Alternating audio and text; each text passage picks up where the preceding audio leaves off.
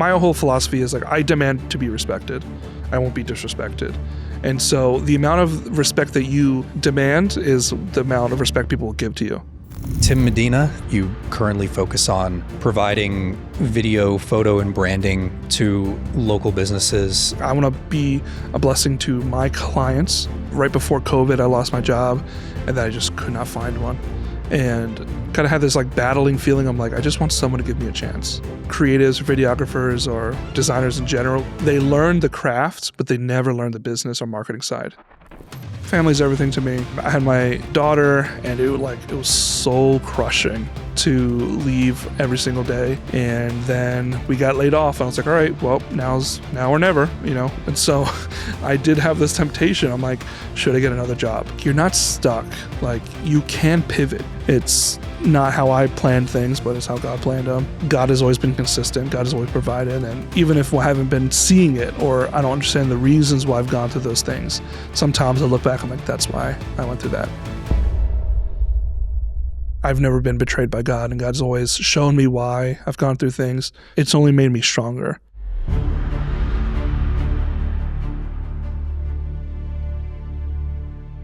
All right, Tim Medina, thank you so much for stopping by the studio today. I'm looking forward to the conversation.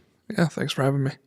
Awesome. So I'd love to start with your background of how you got into creative pursuits, because, you know, with Stump Root, you currently focus on providing video, photo, and branding to local businesses. And we'll dive into the strategy around that. But I'd love to learn about how you acquired those skills, where the inspiration came from. And I know you went to Millersville, so could you just dive into the early days of Tim and what got you on this creative path? Sure, yeah. I am originally from New York.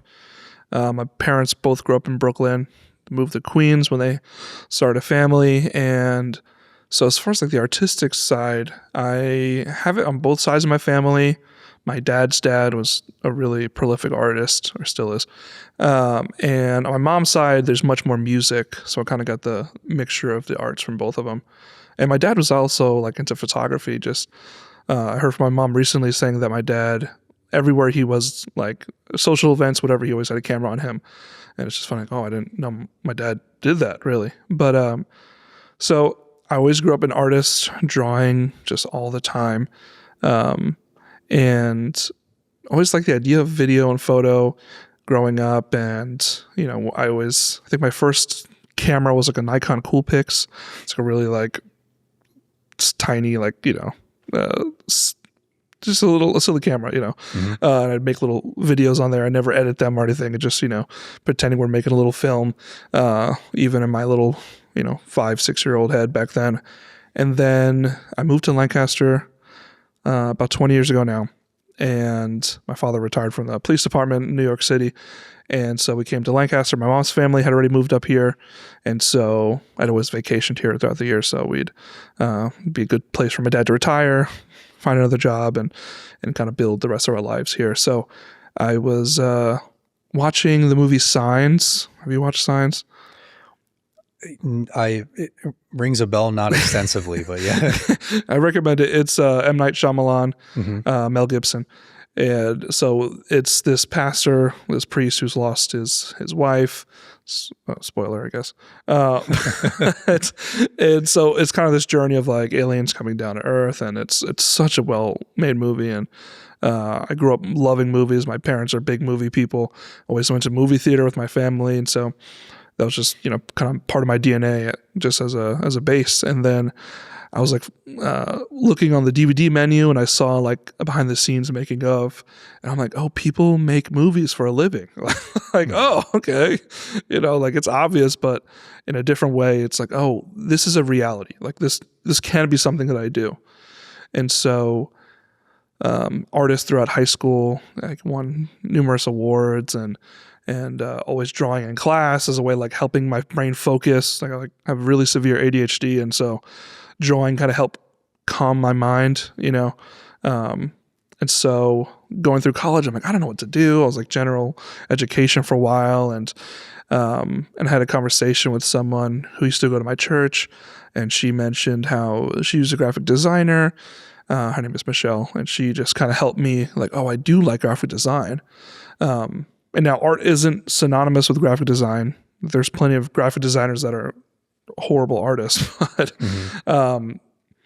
but that kind of gave me that kind of foundational path. And, as far as video goes, in that time, I never had a video editing program or computer. Like I was, for any of the video guys, like, Video Copilot, like everyone, Andrew Kramer. I always watched his tutorials growing up, never having been able to use After Effects or anything. So I would just watch hours and hours of tutorials, just like looking forward to the day I could actually use that software. And so then a couple years into college, I finally got my own computer, my own laptop that can run it. And so that was kind of how that path of like photo, video design kind of merged together right in college, where I was practicing all of those things independently. Yeah, you mentioned the realization when you watch the film credits that, wow, people can do this for a living and get paid for it. Yeah. And I think oftentimes there's multiple components of success in, being full-time in what we do.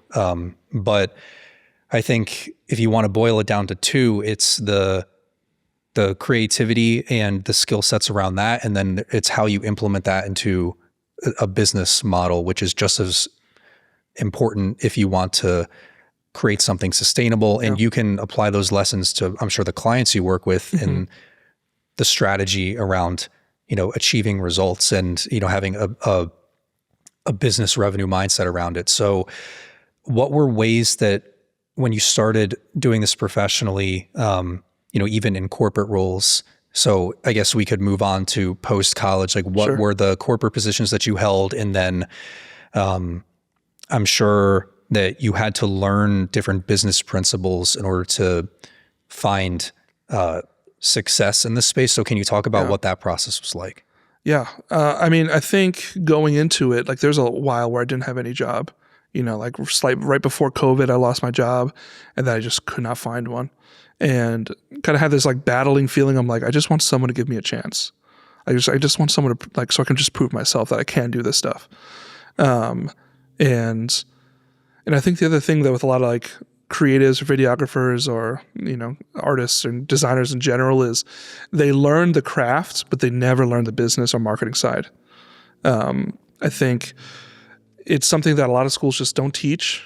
Something at Millersville they did start, like right before I left, was they started pairing marketing classes or business class with, design classes and stuff, which I think every designer should invest in that kind of thing. And now, like, we have tons of experts you can just listen to for free. You don't have to go to college for that stuff. But, people who really helped me was Chris Doe from the Future YouTube channel. And tons and tons of valuable content for people in our field who just how to learn how to market yourself, feel confident in pricing and those kinds of things. And just tons of other marketers, Simon Sinek. I can list Donald Miller was really invaluable. And so learning those things even before I got my jobs was super important. And I learned a lot of those guys after I got my first real job. I guess I wouldn't really call it corporate. I worked for another company. It wasn't a large company. There was a small company, but that's kind of where I kind of found my confidence. And I think a lot of people, it takes them a little bit to find their confidence. They're like doing like $200, like I'll do $200 video or doing that, it's just not knowing like you have value and you can charge for your value.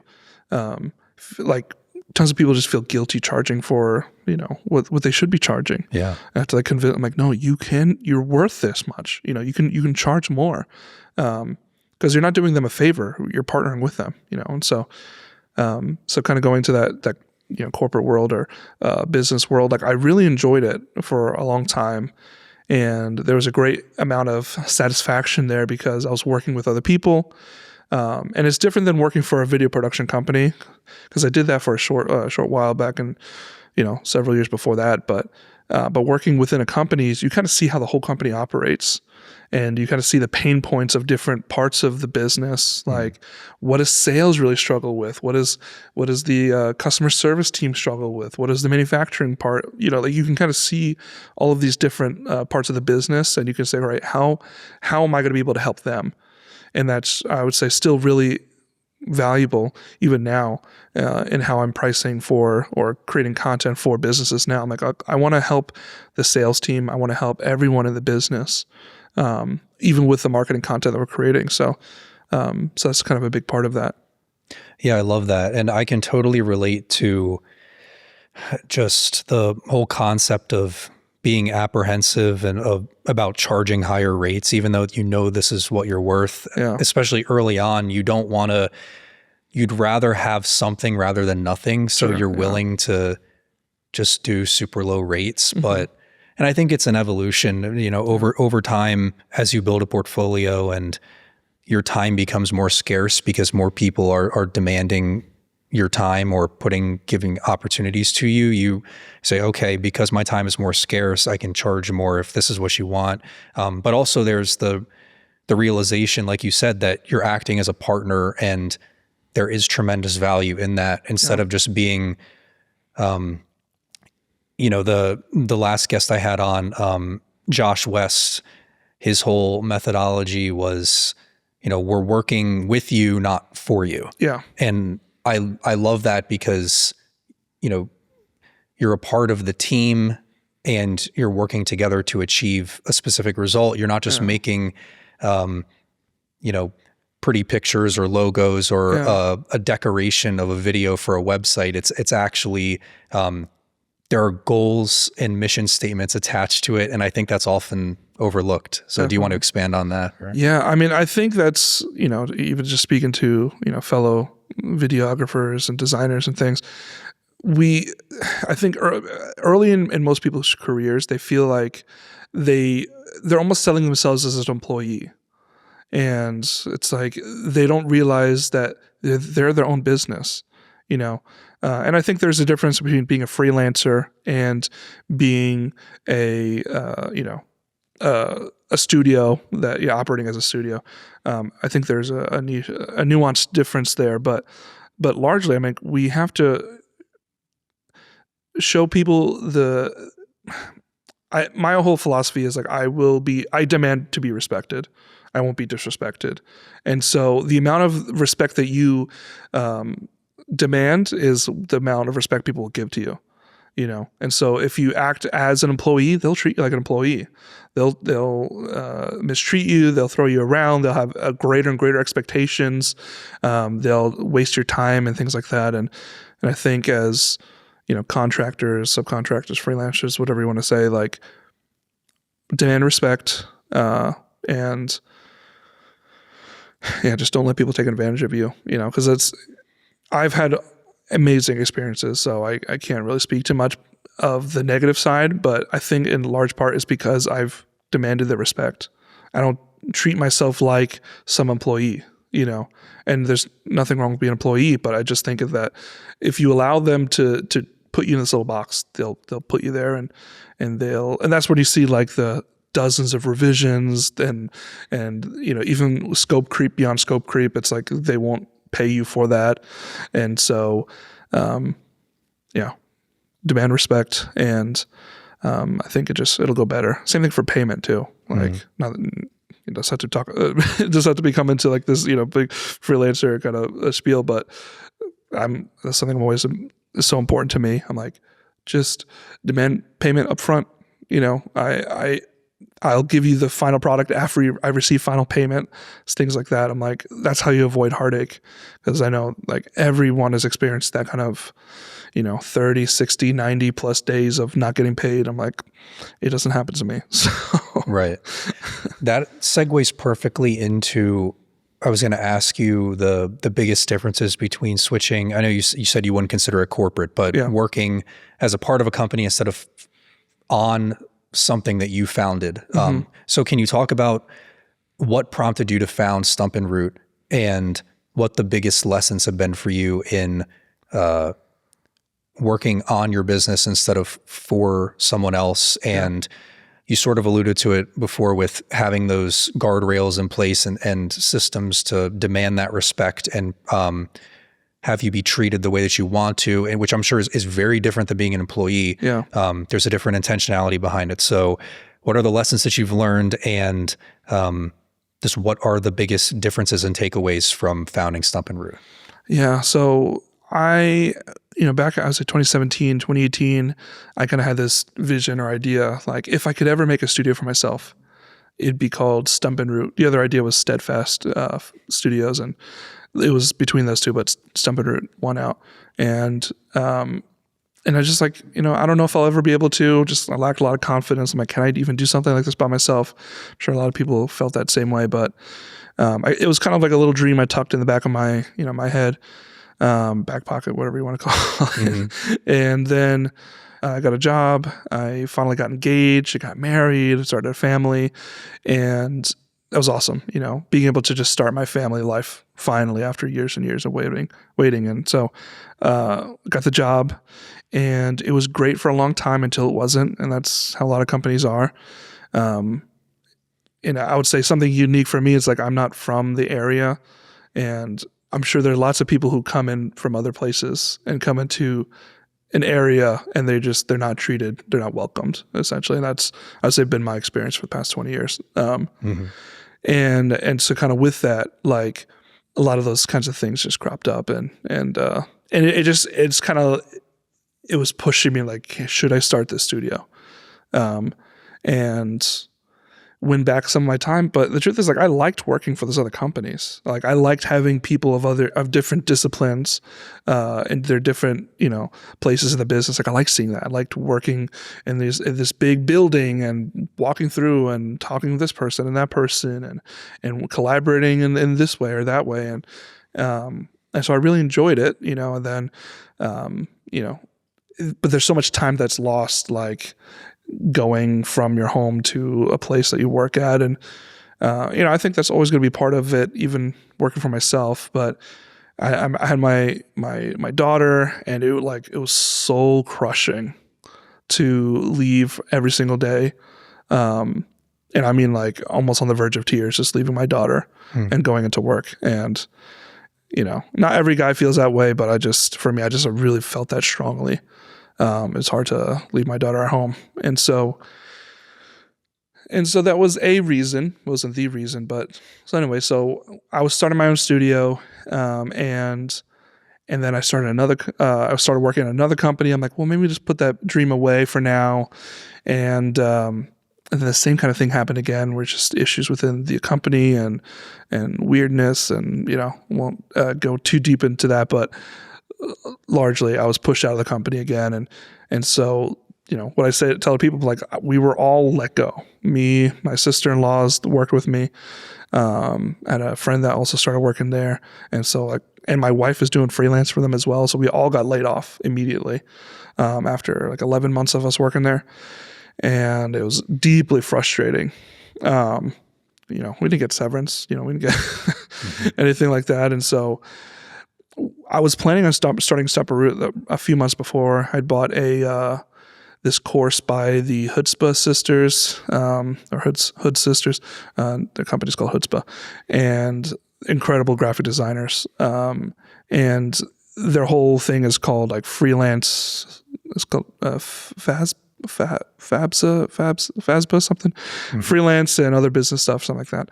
And they had a book about that. I think they just got a new version of the book they just released, but it was incredible. I'm like, all right, so taxes and business entity and this and that thing and contracts and proposals and discovery, things. I'm like, it had all of that in there. It was such an incredible resource. And so that was early 2024. I was working through that. And then we got laid off, and I was like, all right, well, now or never, And so I did have this temptation. I'm like, should I get another job? Because that's what everyone says. Like, you want to have 3 months saved up before you start your own thing. And I didn't have that. And there's that wisdom that says, hey, just get another job, and they can build up slowly. And that was going to be the plan. But I just had this conviction, I would say, by God, and like, just start it now. And, I would say God provided every step of the way. And so we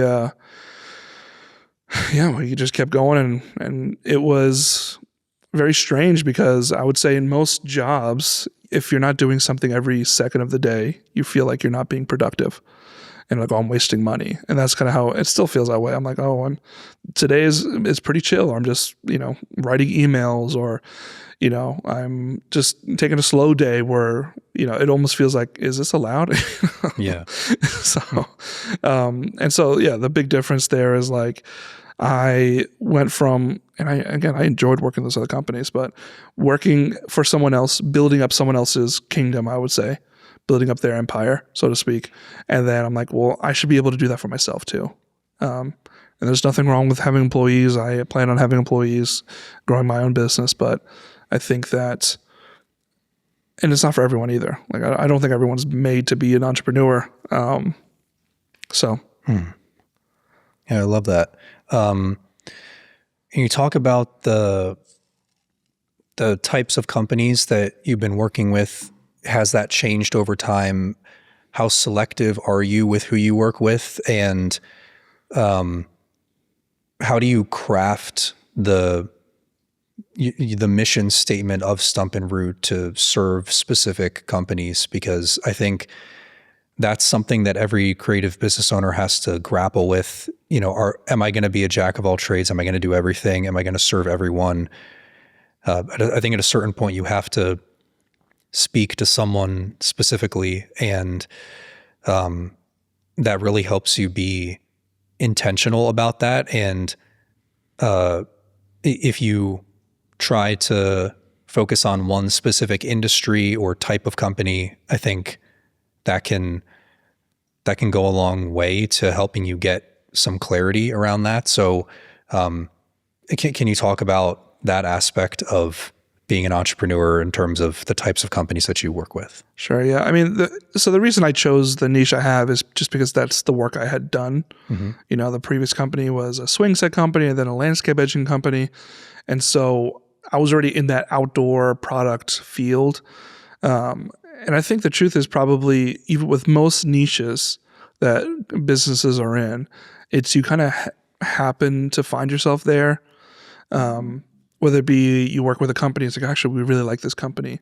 Or you do a work for one company and then people see that portfolio piece or work and like, oh, we want to work with you too because we see what you did for that company. And so I would say a lot of the time niches are not intentional.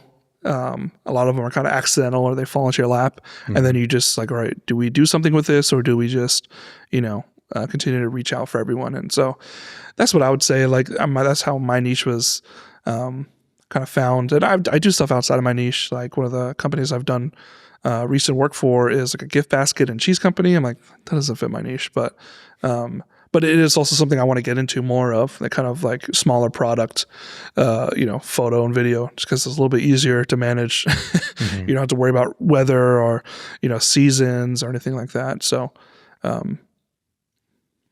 yeah, it's interesting that you say that, because I primarily work on podcasts now, and I would express the same thing. It happened by accident. I started recording my own podcast just for fun about 5 years ago. And then I had the video editing skill set, and I was doing a bunch of other things just as a generalist. I was doing 2D animations and events and just standard corporate videos and ads, just, which I'm sure a lot of people do when they start. You just do everything, so you know what you're good at, what you like working on, what you don't like working on.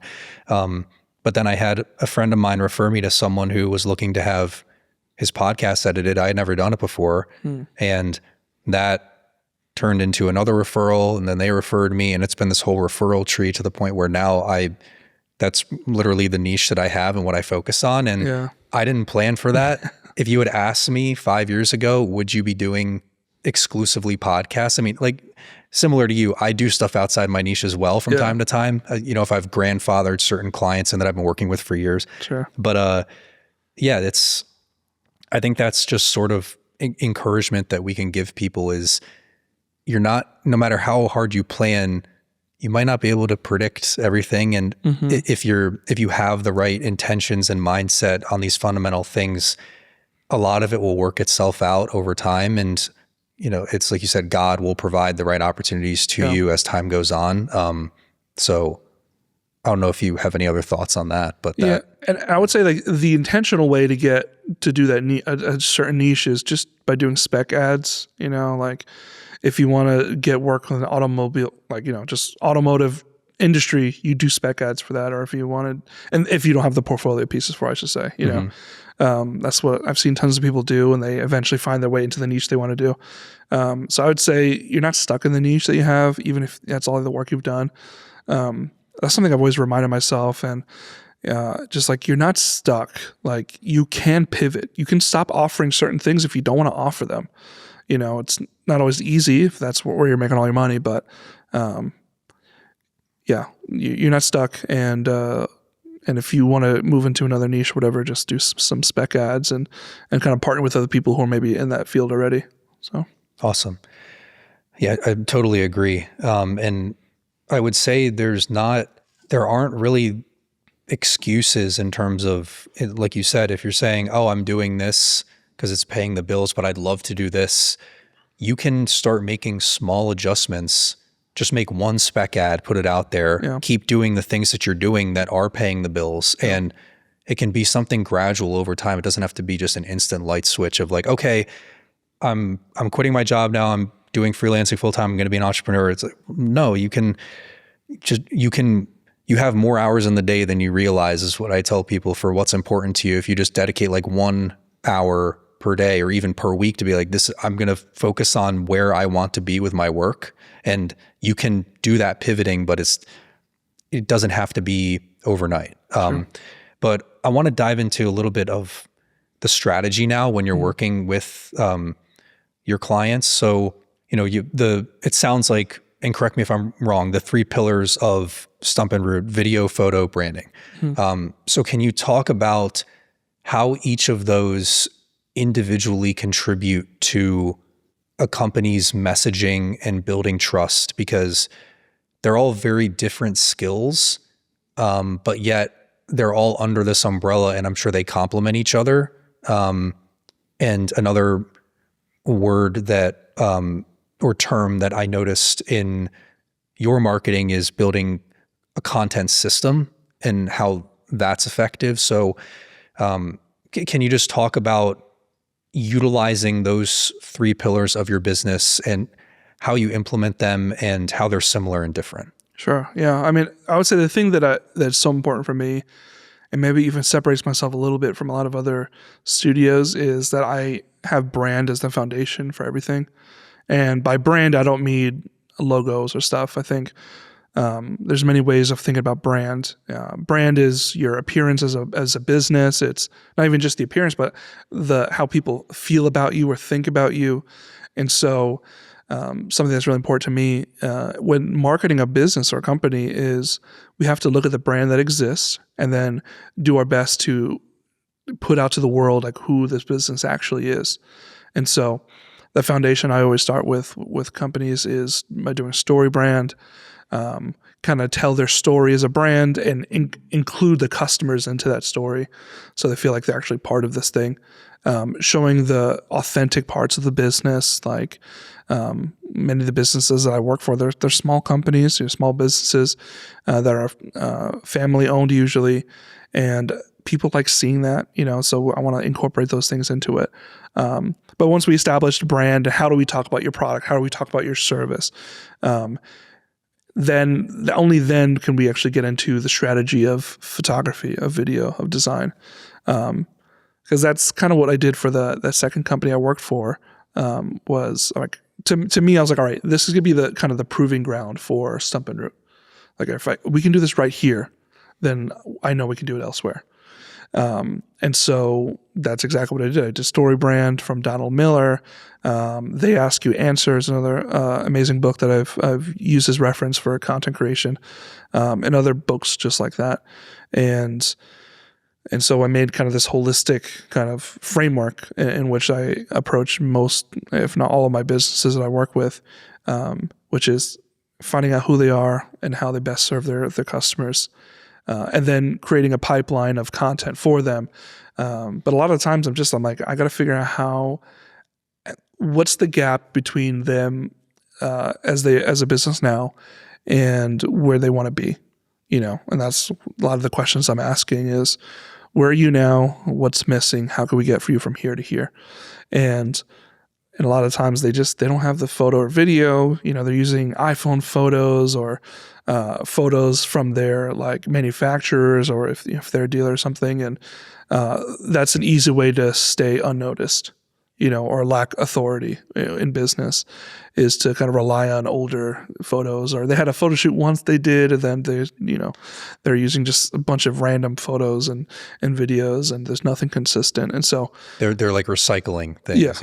Yeah. And they're recycling stuff. It's all like all over the place. And so a big part of the brand is like, all right, let's kind of regroup. Let's throw out the stuff that's not working.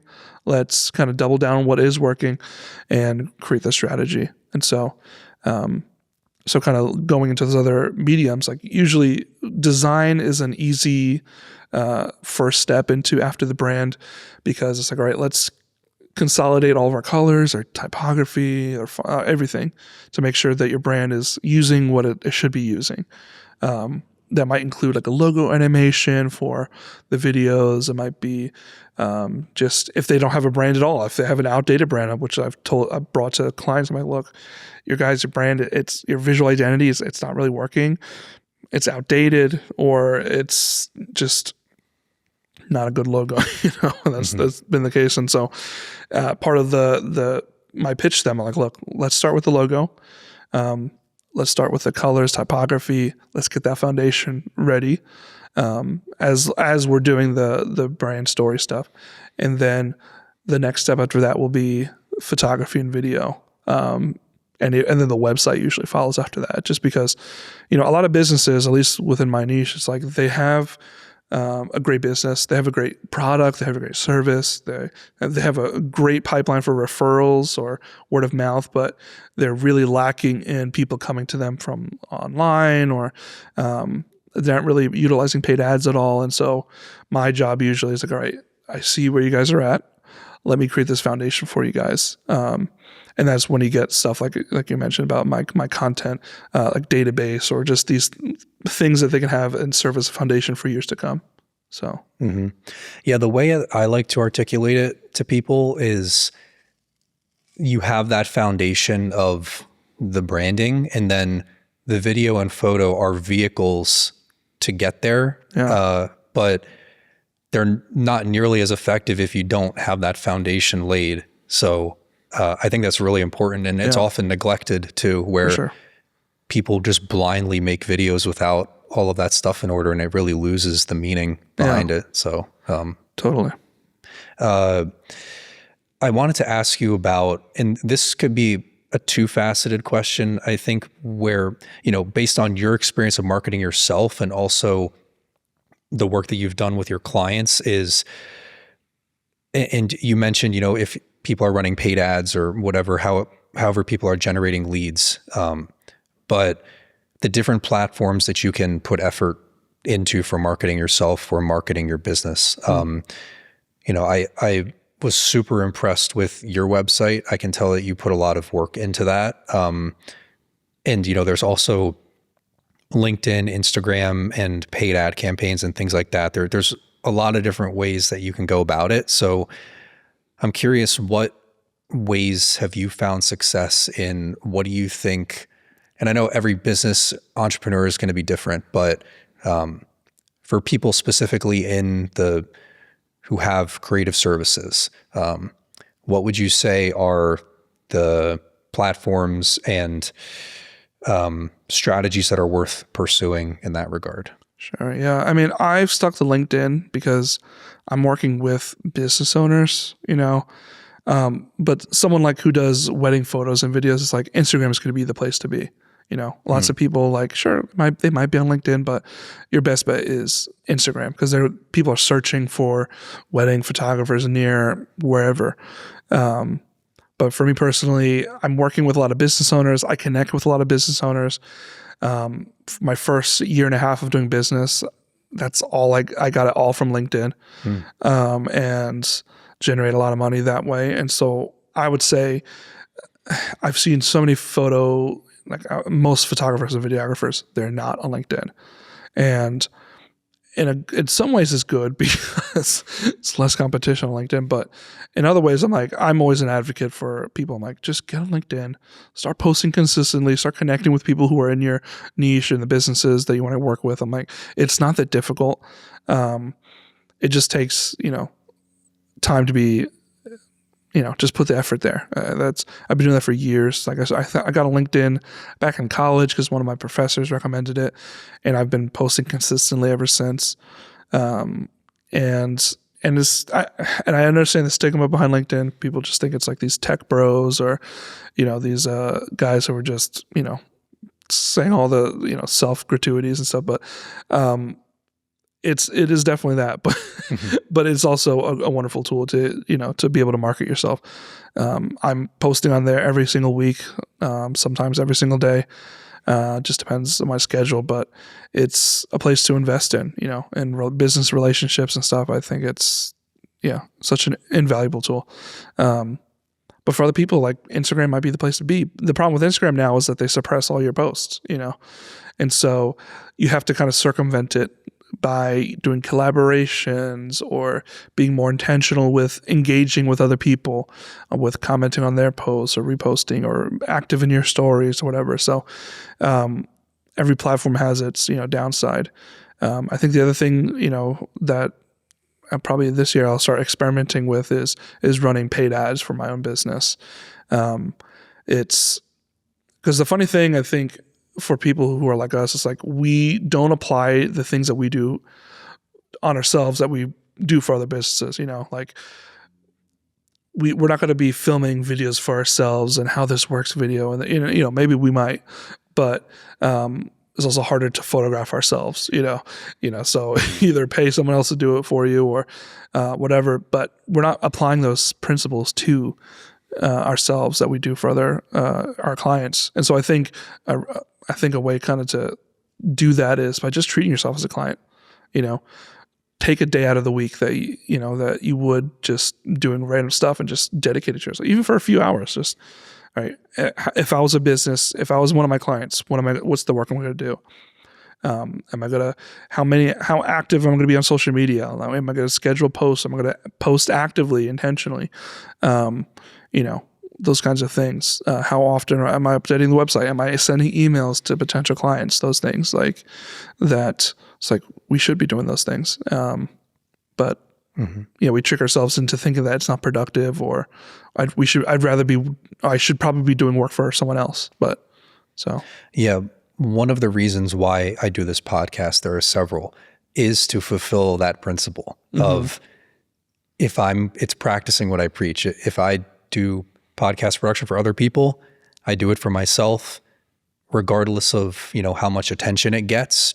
I think there's a lot of value to be derived from just, the networking, the people that I get the chance to meet from doing this. But also I think it says a lot about how I feel about my service if I'm doing it as well. It shows that I believe in it. And I actually had someone mention that to me on a recent call. I think it was from a credible referral, so I think I would have gotten hired regardless. But I thought it was cool that I tangibly heard that they specifically said that because I had my own podcast, they could tell that I was serious about it, and I wasn't just trying to pretend to do podcasts because I really wanted to do documentaries, but this is what pays the bills, so I'm just kind of going through the motions doing it, but I really would rather be doing something else. It's like, no, it goes to show that I enjoy doing this, and that's going to be reflected in the work. So yeah, and I agree. It's obviously all the paid client work is going to come first, and you might think, oh, it's a waste of time to set up a camera and film myself and do my own content, but it says a lot without saying anything. It's totally subconscious, people that see your work, and it speaks volumes, and in a way that I think people take for granted sometimes. So I want to pivot into talking about how your life changed becoming a husband and a father. And you talked about it before about the pain of having to go to work and leaving your daughter which I thought was really powerful. So can you talk about how that drives you and motivates you, compared to, before you got married and had children? And because I'm sure that's the impression that I got from your work, is that's a part of who you are. And I think that it's important because I think as entrepreneurs or business people, it's just all about the technical. It's all about what I can do for you. And sometimes you gloss over the things that make you, you. And just the personalization of that, I think, is important from a branding perspective, but that's kind of a tangent. If you could just talk about the purpose behind that and how that motivates you. Yeah. I mean, family's everything to me. I've always been that way. Even at a young age, I was looking forward to being married. I was always looking forward to having children. And so, me getting a job meant that I can get married, back in the day. That was kind of like a major catalyst into actually finally living that. Mm-hmm. I think the difference between someone who doesn't have a family versus someone who does, I mean, it depends on your life goals. It depends on like what your priorities are. Like I know some people, they work so they can travel, where all their extra money goes towards traveling. For me, I'm like, I'm sure it'd be nice to travel, but like for me, I'm like, I work more so I can give a better life for my family. Like my goals are, I need to provide for my family. I want my children to eat. I want my wife to eat. I want my wife to have a good life so she can stay at home and take care of her kids. We have this shared goal. And so their priorities are different. I have a different drive. That my drive is to sustain other lives. Yeah. And I think that goes for everyone who's in that position, like that, it is such a core part of my identity. That's why I mention it everywhere all the time. I'm like, it's something that I think other businesses relate to as well. Like I've seen other businesses where it's really core to their identity, and you can see it lived out in how they operate in their business, but they run their business in such a way that it blesses the employees and it blesses the customers and it blesses the families around them. And I think that's a beautiful kind of sentiment that I also have, where like I want to be a blessing to my clients. I want to have them just grow in business. I pray over all my clients. Like I want the work that we're doing to be kind of, multiplied. I want their families to blossom. I want my own family to blossom from it. So it's kind of like this mutual, partnership and agreement that we're helping each other. That's kind of how I've always thought about it, where I'm grateful for my clients for helping me provide for my family. Mm-hmm. And I know, I'm sure they kind of think the same way in their way. So it's different, being a solopreneur or an entrepreneur, because your goals are different, as opposed to like, I wouldn't be as I don't know. Like I think that the risk taking looks a little bit different, when you work for yourself versus you and have no one else to provide for, versus you have a family to look after and to provide for. I'd probably settle for much less work. It's like, all right, well, yeah, I have one or two clients that are small. That's fine. It pays the rent, but I'm like, it looks different, for people who have that family. And I'm not trying to, look down on people who don't, of course not. But yeah, it's my everything. It informs like, how I present myself, how I talk to people. Like my daughter's been saying, from my wife's like, encouraging to tell me, but she's like, thank you, Daddy, for working so hard for me. And it's just, because that's who I do it for my family. So, did I answer your question? Yeah, that'll certainly get you up every morning, right? Yeah, that was beautifully said, and it's something that I definitely aspire to. I mean, I'm single, I'm not married, and don't have children yet, but I think the motivation is different for everyone, and it depends on your season of life, because I remember when I officially started doing this full time and I left college and I moved out, my parents, 4 years ago, the main driver for me was I was terrified of having to ask my parents for money. Like I wanted to take pride in being independent and self-sufficient.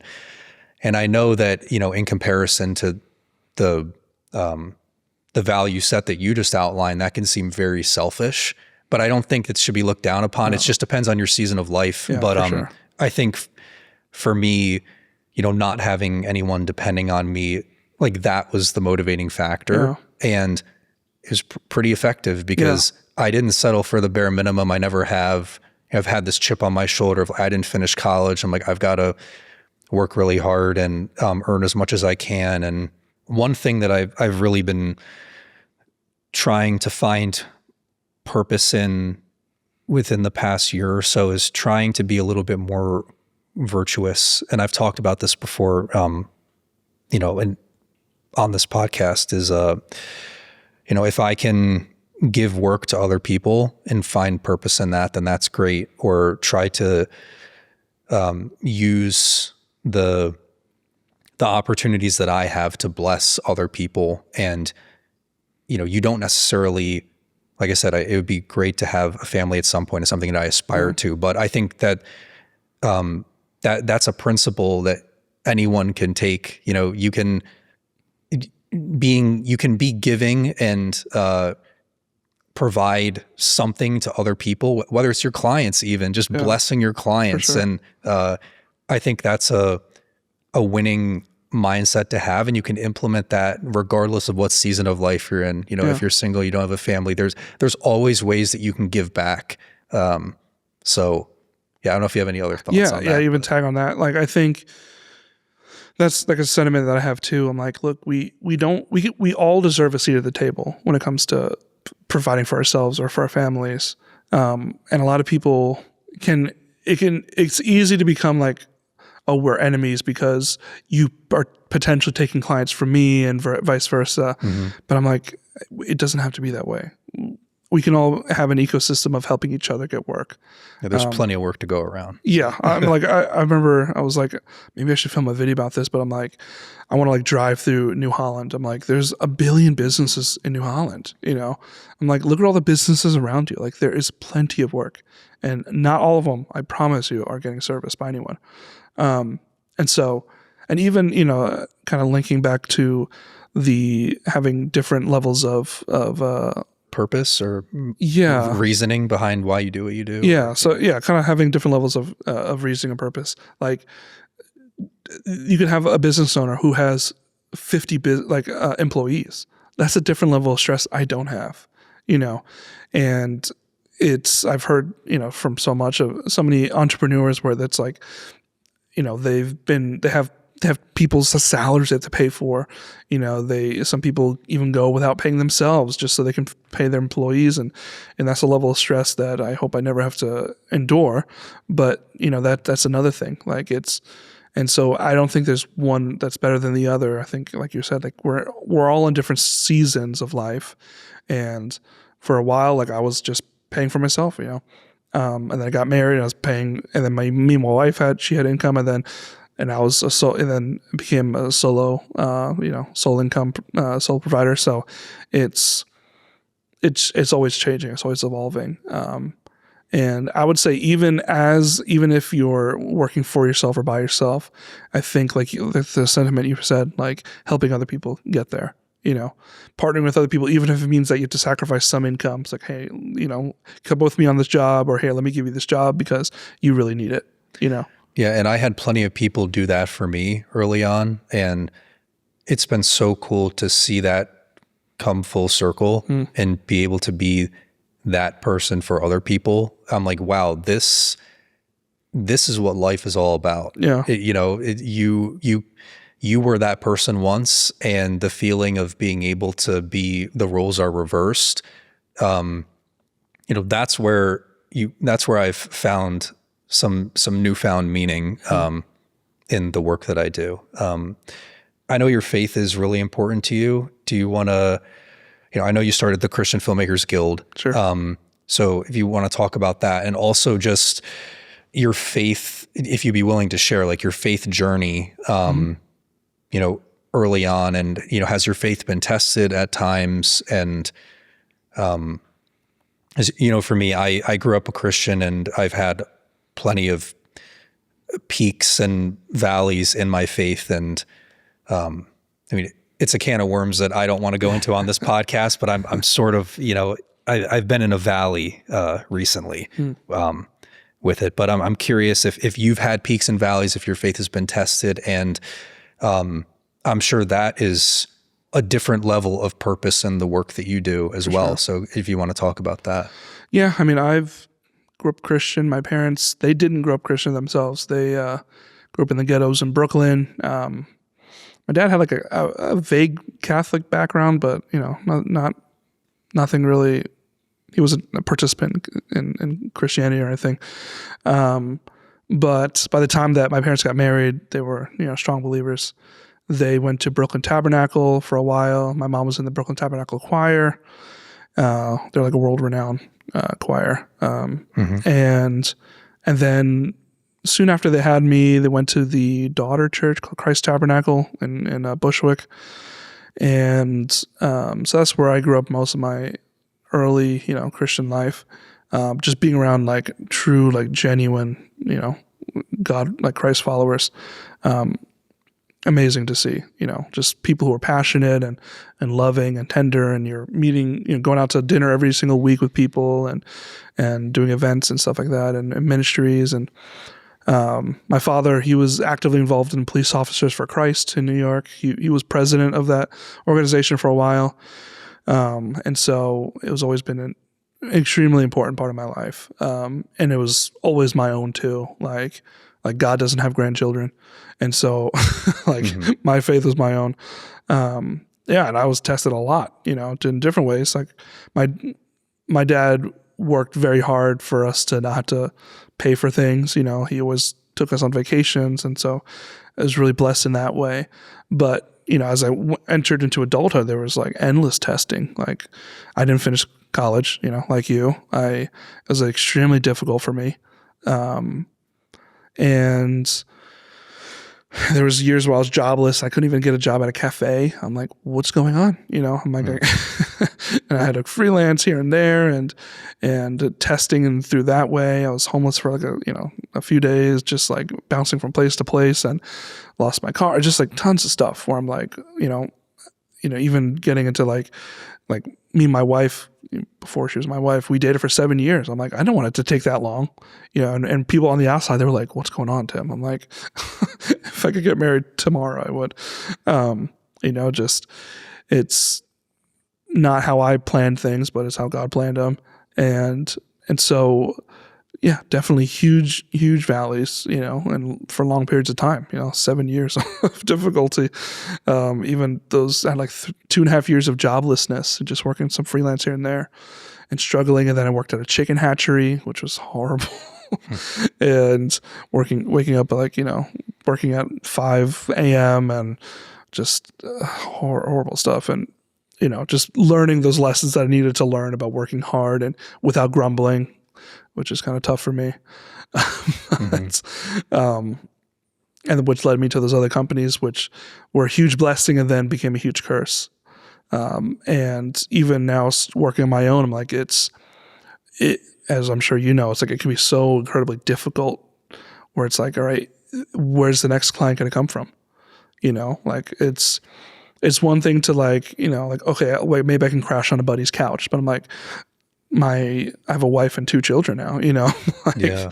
it feels a little different, you know?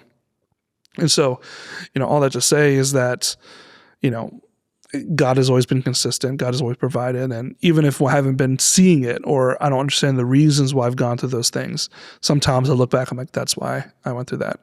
That's why I was rejected so much. You know, it gave me steadfastness. It gave me long suffering. Which is the most underrated characteristic to have, is steadfastness. Because most people don't have that.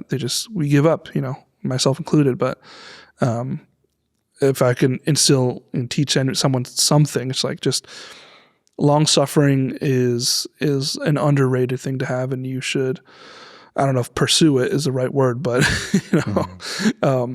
but it should be a good friend of yours, steadfastness, because that goes for every aspect of life. Steadfastness in your relationships and your friendships and in your work, like not giving up when it becomes difficult.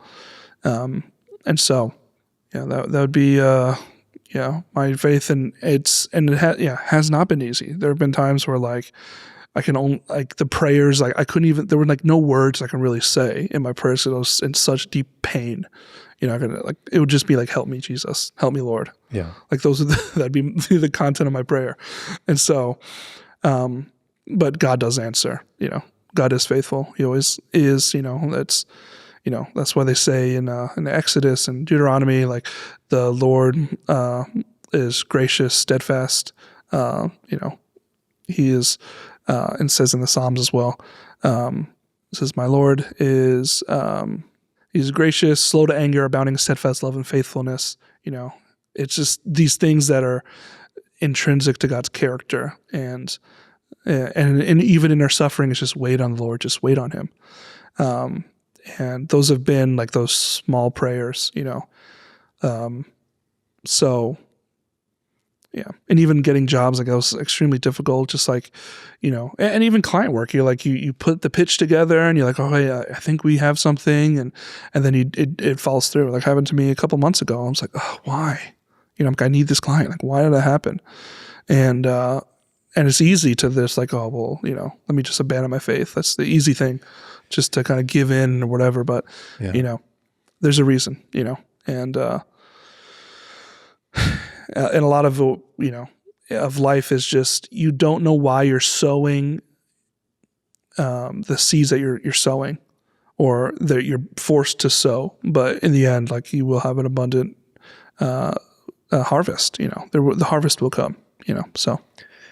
Yeah, I love that. And I think a lesson that I've been learning is that every closed door, there's a reason behind, because there's maybe the next door that you open is going to be better. And also just with, peaks and valleys in faith. I mean, like I've stepped away from attending church, but I've still, pray and things like that. And, I don't need to get into like specifics really, but I mean, this past weekend, I had a really tough weekend, with like an unexpected breakup and stuff that destroyed me. And, I wasn't handling it, or I was in here yesterday, and, Pete, who works in here, is, in the office right there. I had a talk with him, and, he's a man of faith, and, I haven't really talked to him about it, but I said I've sort of left that. And he told me, he said, maybe this was God. God has a reason for this. I know it's terrible. It's a closed door. But he said, just because you've stepped away from your faith or church or whatever doesn't mean that he's taken his hand off of you. And I've never really, I thought that was so profound. Like I've never thought about it that way. Like it's not really going to be a perfectly linear path. Yeah. There's going to be ups and downs, and it's okay to accept that. And everything that's introduced into your life has a purpose. Yeah. Even if it was something that you thought was temporary, like it's going to shape you. Like all those jobs, as you said, that you worked, I'm sure it's not, you look back on them, it's not pleasant. You wouldn't do it again, but I'm sure you don't necessarily regret it at the end of the day, because my point is all of these things, whether it's in business and, I want to, I tend to make these podcasts all about business technical, which I think is important, also, just with any doors that are closed or opened, like nothing is wasted. Like everything happens for a reason. And, I think you can tie all of that back to faith. And I don't want to ramble. I know that I'm interviewing you, but I moved to Lancaster 4 years ago, right? Totally blindly. I went to college in Mechanicsburg for a year, but I wanted to move out of my parents' place, and I just wanted a change of scenery. I grew up in the suburbs of Philadelphia that, a very well-off zip code. And I'm not saying here's not well-off, but it's just suburbs versus now I live in the city. It's just very different. Yeah. And I moved here blindly. I didn't know anybody. And through doing this podcast thing and networking events and run clubs and people that I met along the way, I found myself here, in the studio space with, there's Pete and Austin and people that I've just met over the past couple months, and literally 3 blocks away from where I moved 4 years ago. I had no idea that this place was here. And I feel like this cannot be an accident. Yeah. It only makes, I don't know if there's a saying where faith only makes sense when you look at things in reverse. That's why I'm here. Yeah. This, just the timing and the patience that you need sometimes of thinking like these people are in my life for a reason.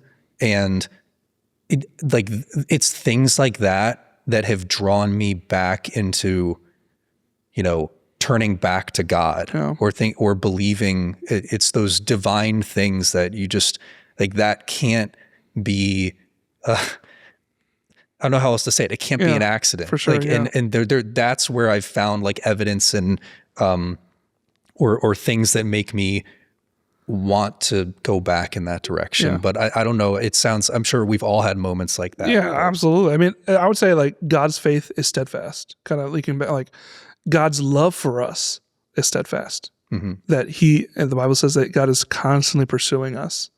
I'm God, he's Yahweh, Jesus, the only God who pursues us, that he loves us so much that he came down to pursue us onto this earth. And I think that's, something that I've always seen in my life, that God's always pursuing me. And even answering what do I do? Where do I go? My prayer has always been God, look, if you don't want me to do this, shut that door. I won't bang it down. That's kind of always been my approach to prayers, and it's worked out. Or God, if you want me to do it, open the door right in front of me so I can just walk through.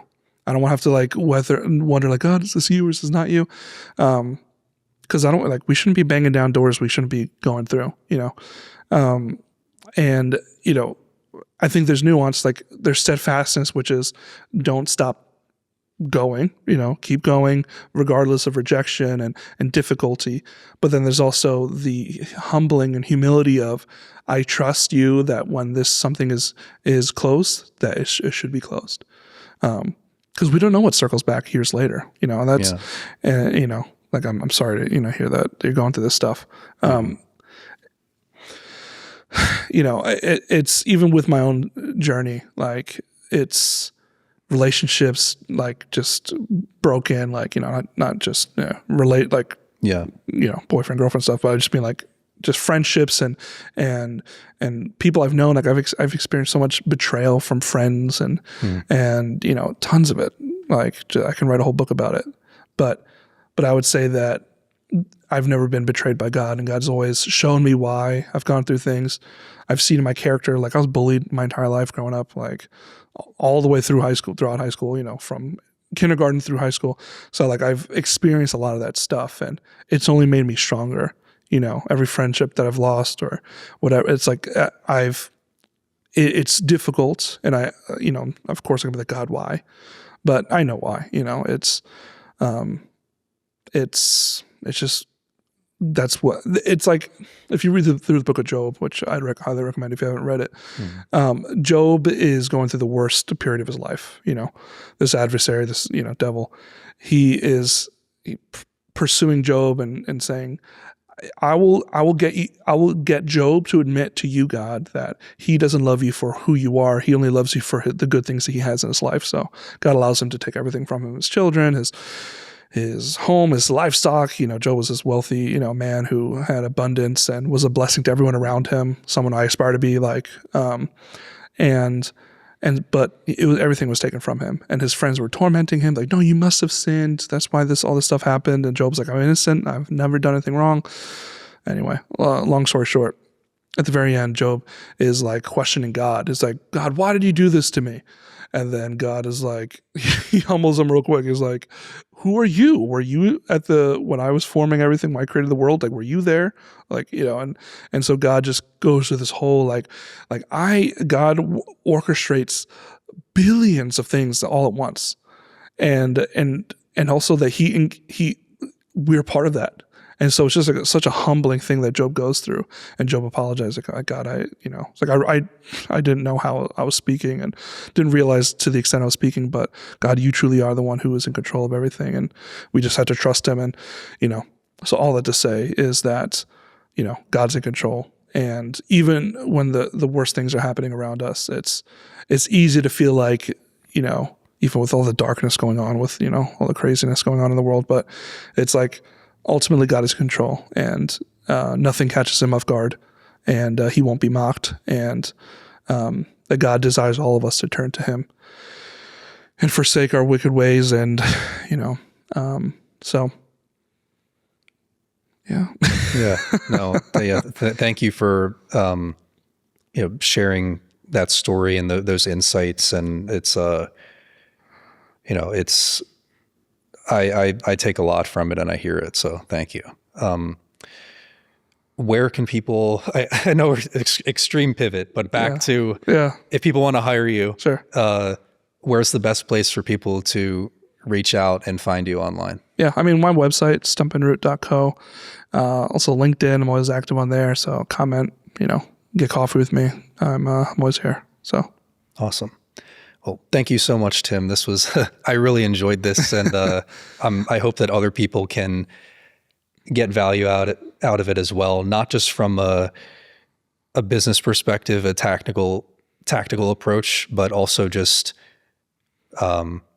personally, because I think who we are shapes how we do business, and we don't want to overlook that and just brush it aside as, oh, that's just, because it all shapes who we are, and the values and the mindsets and the purpose that you have in your life as a whole is going to shape how, the work that you do and stuff. So I think it's important to talk about all of it, and it's definitely one of my favorite conversations I've had. So thank you again. Yeah, thank you.